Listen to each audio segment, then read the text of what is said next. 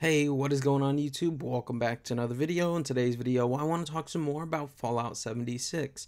And more specifically, I want to talk about how Fallout 76 will be a role-playing game.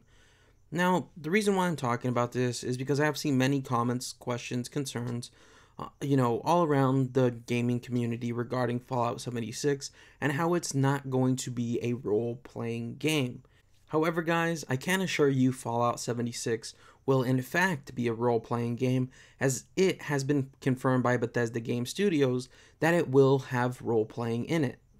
However, it's not going to be the traditional role-playing that we usually see from a Fallout or an Elder Scrolls game, where it's very heavily dialogue tree based, where you select a response and then you get a response from the NPC, and how you as the main character kind of can go join a faction and decide what to do from there, where you could be a good or a bad guy in other Fallouts. It's not going to be that type of role playing. It's going to be more of, I would say, traditional role playing. And what I mean by this is that in Fallout 76, it is going to be up to us, the players, to actually do and put some work in on our part to actually role play in the game. And what I mean by this is that if you want to be a trader, you can be a trader. You could set up a shop and trade with other players. If you want to be a traveling trader, you could go around, find other players and trade with them. If you want to be a raider and terrorize people, you can. You could kill people and get small rewards for it. However, Bethesda Game Studios has clearly stated that griefing is going to be nearly impossible inside Fallout 76 because they have so many mechanics in place to prevent griefing. Like, for instance, 1. If you kill someone, they could spawn somewhere else, or they could come back and get revenge on you, or they could just leave. 2. People can't place their bases anywhere. Near resources, or everywhere, I should say. People can't place their bases everywhere. They can't place it near valuable resources. They can't place it in places that will block resources. They can't place it in front of the vault or in spawn areas. They can't place it in places that are going to destroy quests or make quests impossible to complete.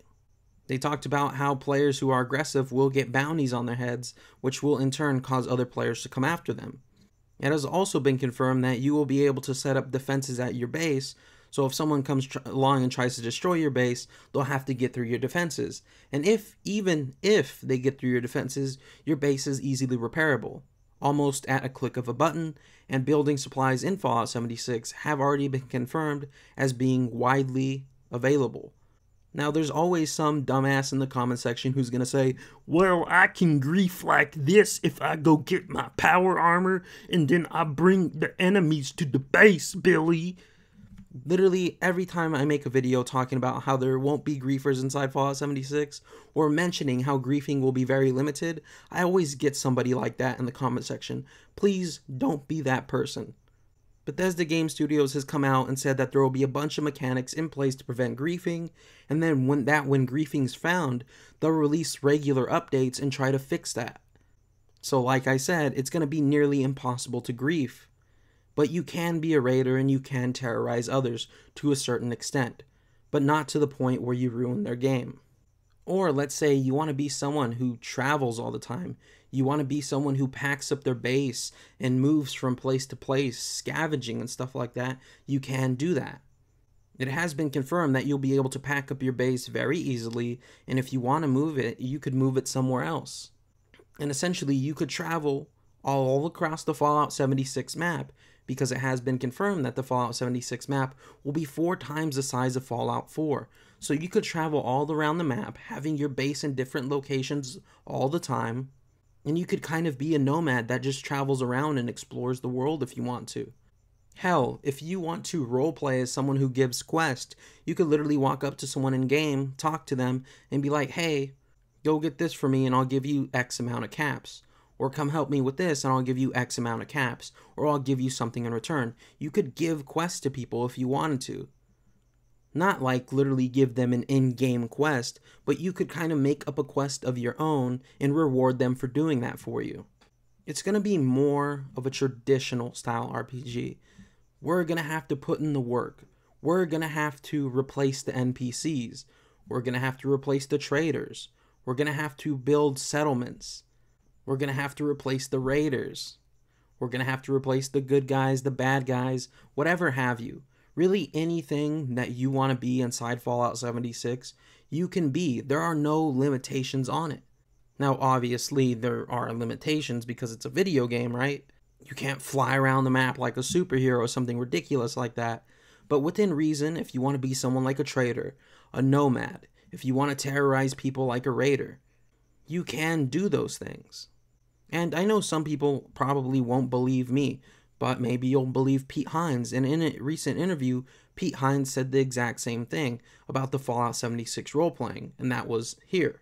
How do you think that, giving players the freedom over the world in that case, how do you think they will react? Are you like anticipating that they will just wreak havoc, or they will have like peaceful understandings? I am anticipating the whole spectrum, and how much of the whole spectrum remains to be seen. But the truth of the matter is, you want some people who are in there acting as raiders. Like that adds raiders to the game because people want to do that. Yeah. You want people to be acting as traders. You want people who are building settlements. You want people who are nomadic and don't want to build settlements.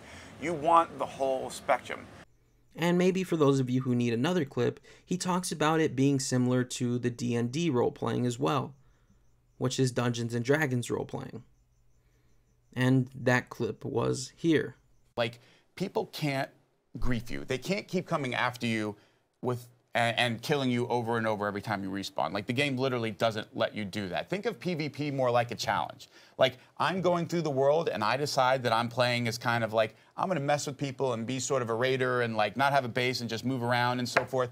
If I see Marcus moving across, I can be like, hey, you wanna go? And you can be like, no, I'm good. And like, well, maybe there's a conflict there, but I can't just keep coming back after you. Like, if there is a conflict and you die and you're like, yeah, I'm good, like, then that's kind of the end of it. So you don't lose your progression, you don't get looted, you don't lose any of that stuff. We don't want it to be hardcore in terms of you lose progression when you die. It's supposed to be, you know, Todd used the word softcore. It's supposed to be fun. It's supposed to be a role-playing game. You have a character, you have stats and abilities, you're leveling up, you're getting better at stuff, not just it's a free-for-all, because that's just not what it's supposed to be. A role-playing game in a role-playing world, and it's post-apocalyptic, so it's supposed to be about what would the other people be like in this world. Well, I want to be a nomadic trader that trades with us. Well, then you should. Hey, I want to be a part of the Minutemen. Well, then you should start the Minutemen. Like, you be in the Minutemen and run around and help people. And like, I need help defending my settlement.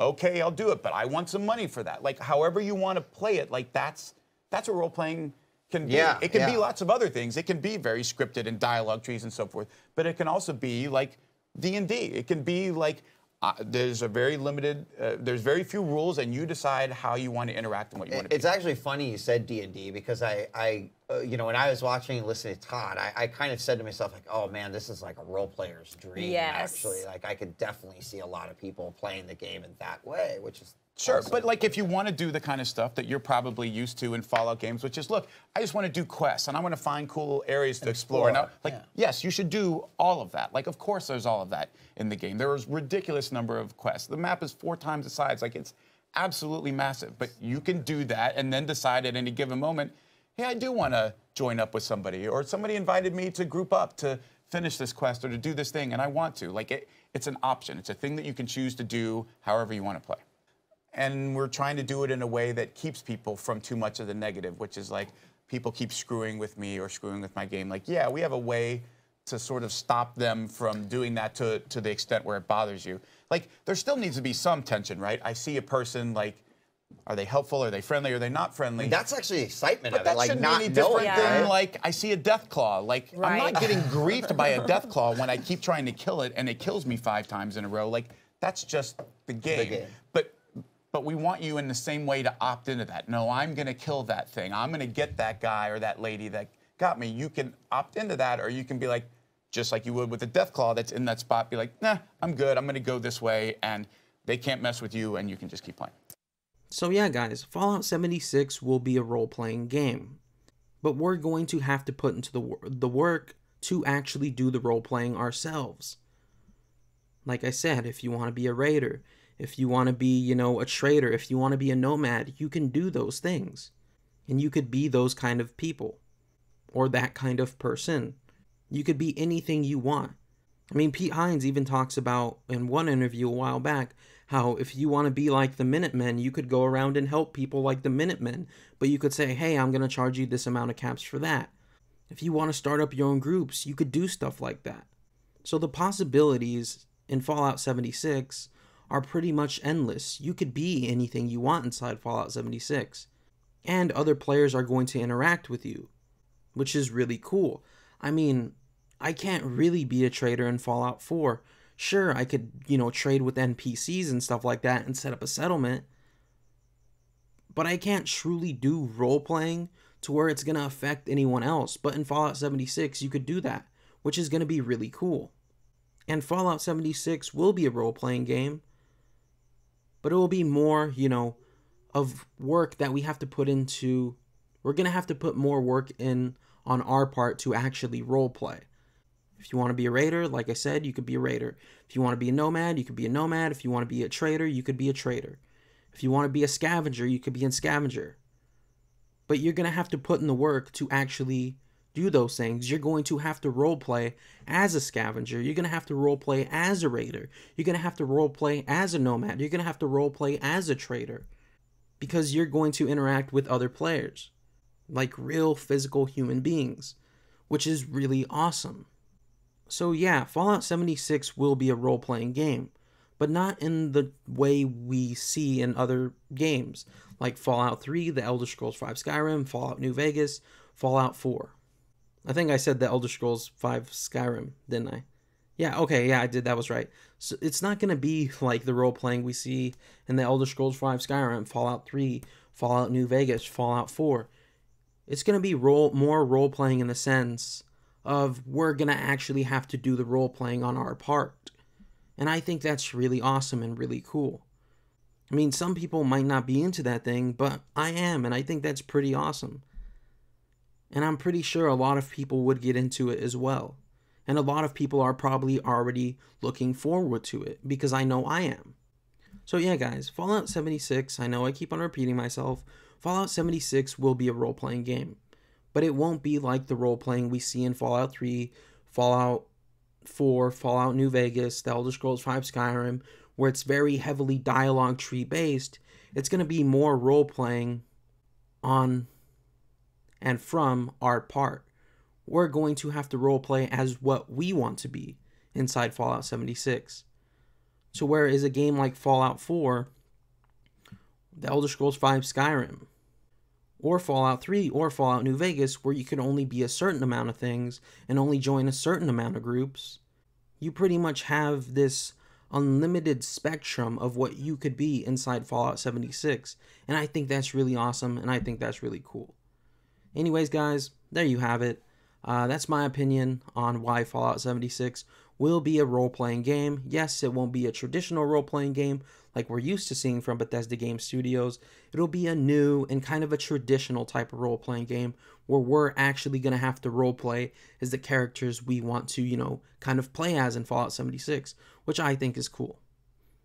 Anyways, guys, that's it for this video. I hope you did enjoy it. If you did, drop a like, comment, and subscribe. It really does help the channel grow.